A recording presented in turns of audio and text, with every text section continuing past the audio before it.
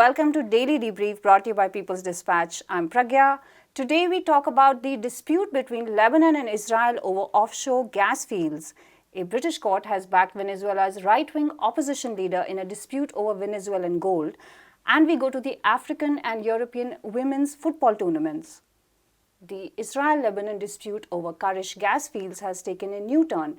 Israel recently sent a floating rig to the offshore field off the coast of Lebanon. The Hezbollah has warned it will prevent access to the gas to both countries unless they settle their rivaling claims over the sea line. The United States has been mediating between Israel and Lebanon. However, its efforts have been dubious at best and support Israel. We'll go over to Abdul from People's Dispatch to discuss the implications. So, Abdul, what are the implications of this dispute between Lebanon and Israel?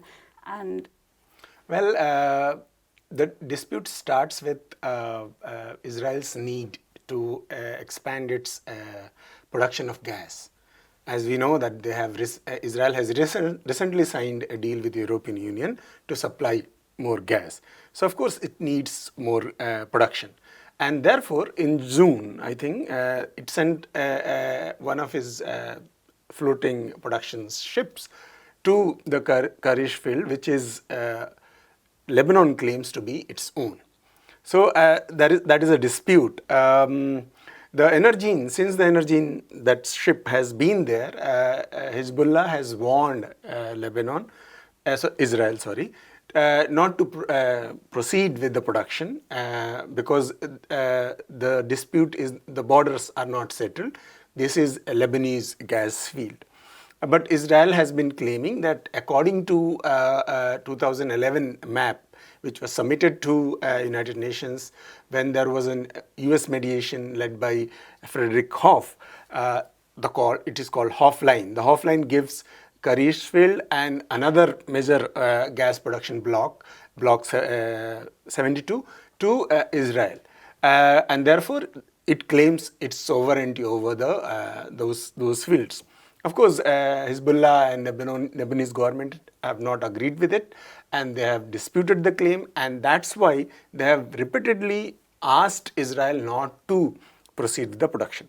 Last month, Hezbollah also sent 3 drones, which basically were, of course, shot down by Israeli forces, but it has a symbolic significance that if Israel proceeds with the production of gas in a disputed territory, Hezbollah is ready to take any action to basically prevent Israel from doing so. And this has been there's a part of the longer dispute, of course, because we know what is the relationship between Hezbollah and Israel, what is the relationship between Israel and Lebanon.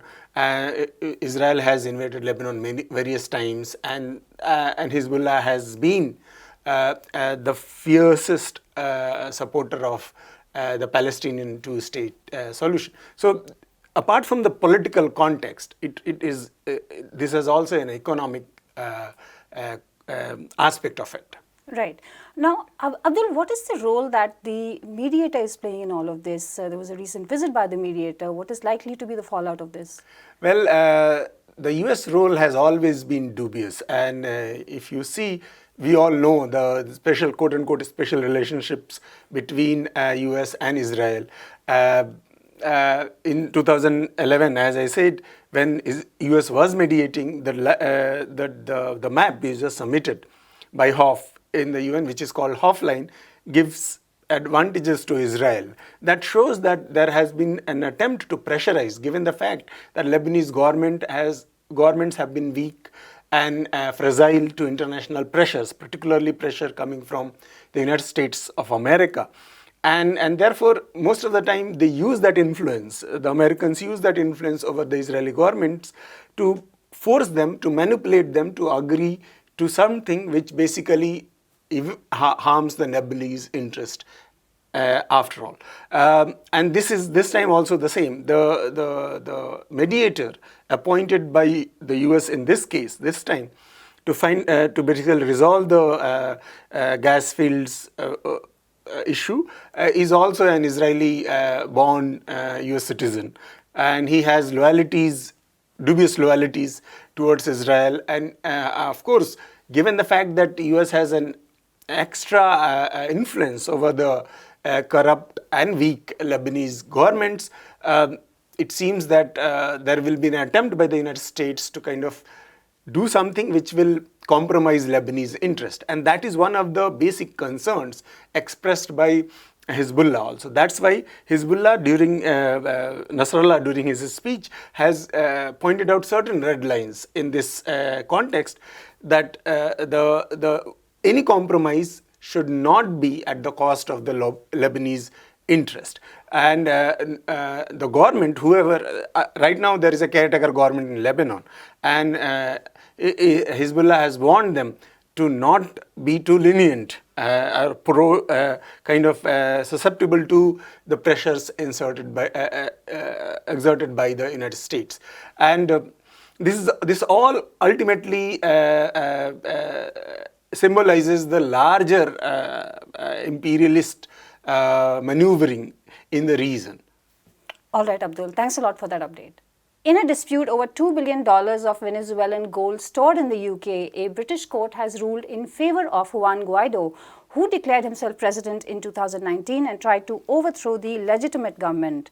The court said the UK government recognizes Guaido's claims as interim president of Venezuela. This dispute started in 2019 when Nicolas Maduro won the second presidential election. We spoke to Anish from People's Dispatch about this. Anish, how is it that a pretend president gets to access the gold, gets his claim over the gold of his country? And how is it that the UK is the one that is hanging on to Venezuelan gold?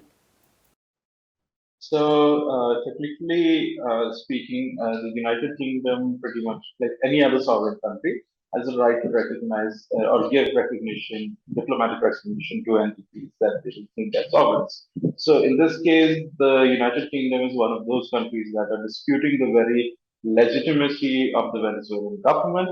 Now, the problem is that it is not based on any kind of ground uh, situation, any sort of legal, any kind of legal uh, precedent that actually allows somebody like Guaido to be the president or the acting president or interim president, whatever they claim him to be.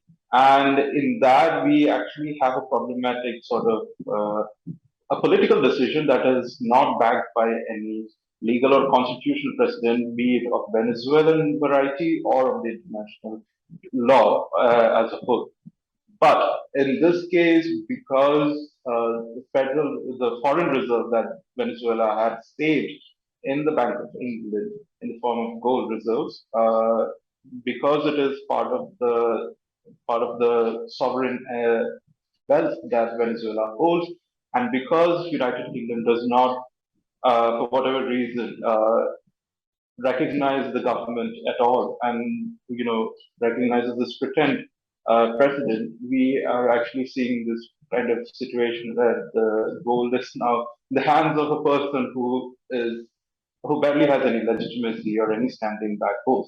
So this is also one of the ways of the hybrid war, as the Venezuelan government calls it, is being waged against it. It is not just the gold reserves. We are also talking about oil refineries in the US, offshore refineries, and so on and so forth. A whole host of economic and sovereign wealth and resources that are being confiscated by the likes of the United States and the United Kingdom quite arbitrarily and without any basis in the sovereignty or in on any of the elections that were held, to be very honest. Even to the point that the opposition also is not very keen on actually recognizing Guaido. That is the situation we're looking at.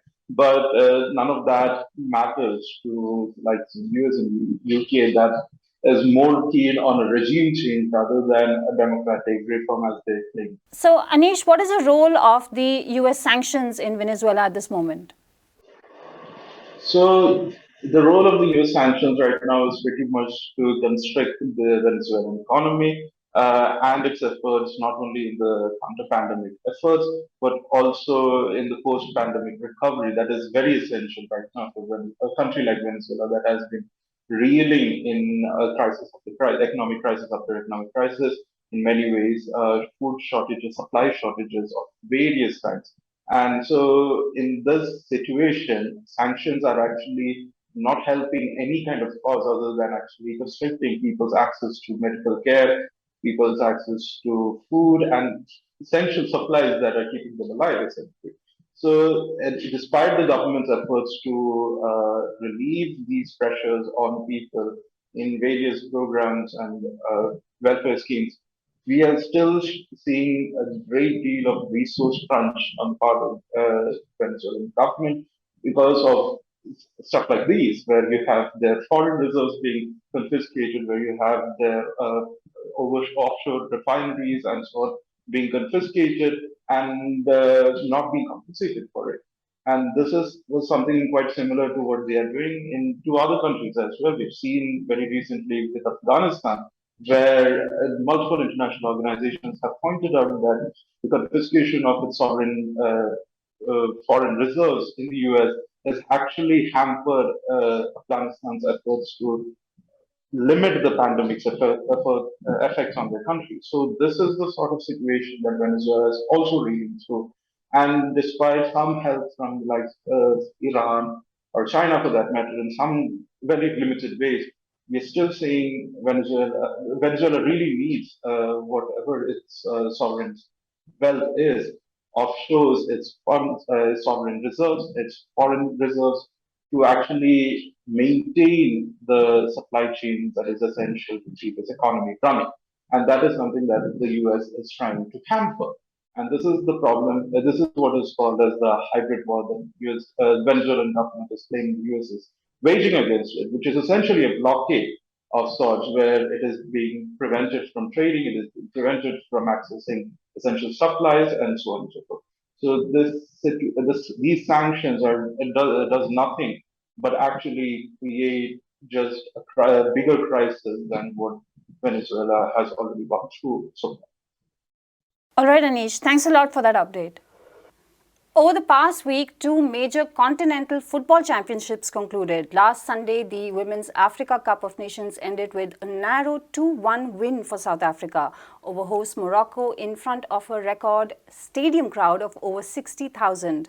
And last night at London's Wembley Stadium, it took the hosts extra time to see off Germany in another tightly contested final and another record audience. We'll talk to Siddhant Ane from NewsClick about this. Siddhant, is women's football picking up?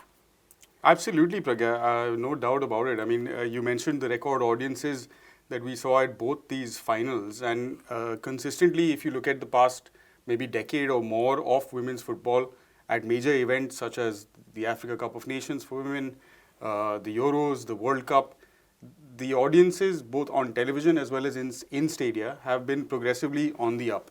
So there's no longer any doubt that there is both demand for women's football, the standard of the sport is increasing, and if you allow or create an environment in which these programs are like they are by FIFA and UEFA, etc., marketed well, ticketed properly, and the right kind of audiences are aware and have access to watch these games, no doubt thousands will turn up to watch the game. So the old argument that existed that women's sport is not developed or doesn't get as much attention simply because no one wants to watch it has been rubbished time and time again. So in fact, what these successfully held tournaments indicate is that not only is women's football on the up, but like there is pure, because sport is now engineered towards profit and sort of commercial motivations, there is definitely space for commercial entities to come into these sports, to look at them as viable, sustainable models that need to be in fact not just developed and encouraged but proliferated at a more grassroots level. Because the problem that we see now is that, like conversations that were happening, you mentioned South Africa winning the tournament in Africa for the first time. Their coach Desiree Ellis has come out and said that it's great to have these kind of showpiece events which happen once every few years, and then thousands of people come and people watch on TV and say hurrah and all that. But then what happens? Where do these women who are participating at an elite level go after that? So there is still a need for the sport to be structurally developed on those continents. And you see the gaps, because we're talking here about both the tournaments in Europe and Africa happening almost simultaneously. the gaps in the structure in Europe, where because they have more money and there are more clubs and things like that, European women have the space to kind of play a bit more. And therefore, you see how the standard of the game there is improving. In Africa, conditions are not anywhere close to there yet. So, for example, a number of members of the South Africa team play either in Europe or Hilda Magaya, who scored both the goals for South Africa. She, in fact plays in South Korea, club football. So they still have to travel large distances to be able to get access to proper coaching, proper training facilities, and proper competition. So there is a lot to be done, but these showpiece events clearly stating that there is hunger for the game, both among players and athletes, as well as audiences, and hopefully also commercial interests. Right, Siddhant. But Siddhant, some of the basics are still being discussed. Like we heard again the conversation about equal pay for women players, etc. So what's happening over there? Yeah, in fact, so it's a fight that's been ongoing over the past year. We've had some progress on that front. Several countries coming up and saying that, okay, from now on, women and men who are representing the national teams, because you can't determine what club footballers get paid, but you can say, like, if you and I are on national teams, then there's no reason why we should not be getting paid the same amount of money. People have pointed out the discrepancy between prize money funds. For example, the winning team for the African Cup of Nations for men received $5 million as prize money. The women received 500,000. So there's a 10-time gap that needs to be bridged, and this is just the winning team. Even though for the women it's gone up substantially, I think, but from 200,000 to 500,000 it's gone up. So there is an increase, but there is no sort of question of parity. Cyril Ramaphosa, the president of South Africa, the latest to lend his voice to this sort of campaign, because obviously it's also optically and politically a good thing. The women's team is returning triumphant from Morocco with the trophy and all of that. You have to say the right things. Now, whether that kind of political will actually exists to implement some of these things, whether they are able to sort of structurally bring it in to the people who are running football in that country and create a precedent, it remains to be seen. We've seen it in the West. In the US, the men and women's unions got together, right, and together they kind of negotiated a collective agreement, which means that whatever prize money comes to either team goes into a common pool and then gets shared among both teams or all teams. Something similar to that. So templates have been set, but those models have to be universally or uniformly kind of applied for it to still go ahead. And still big gaps between all the countries where football is a completely global sport. Over 200 odd countries are members of FIFA. So obviously there'll be a lot of regional differences, income differences, and all of those things that factor into it. But logically, there seems no reason anymore for there to be this huge gap in gender pay. Right, Siddhant. Thanks a lot for that update. And that's all we have for you in today's episode. For more such stories from around the globe, please follow our website www.peoplesdispatch.org and also follow us on Facebook, Twitter, and Instagram.